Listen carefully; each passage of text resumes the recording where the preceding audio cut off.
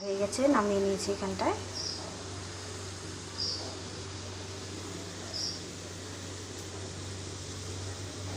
দুটো কচুর শাক আনা হয়েছিল, মানে দুটো গাছ। শাকগুলোকে ভালো করে ধুয়ে নিয়েছি। এবার ভালো করে ডেচকিতে জল দিয়ে শাকগুলোকে সেদ্ধ করে নেব। কেটে রেখেছিলাম কালকে, আজকে রান্না করব।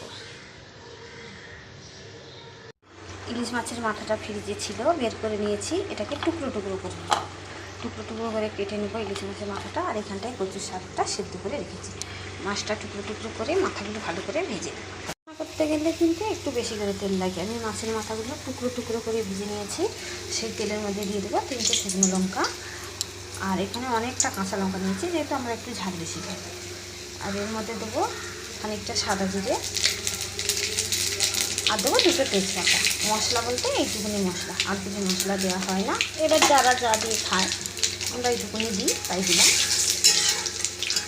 তারপরে এর মধ্যে দিয়ে দেবো কচুর শাকগুলো।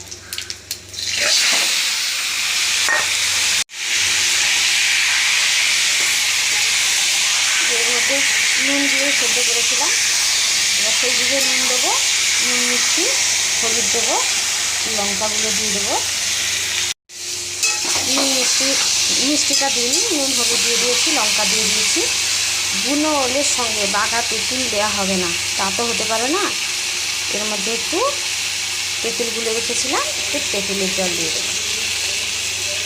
বলা যায় না বুনো ওল কী করে। আর একটু মিষ্টি দেবো, 2 টেবিল চামচের মতো মিষ্টি দেবো। তারপরে নামানোর 2 মিনিট আগে মাছের মাথাগুলো দিয়ে নামিয়ে নেব।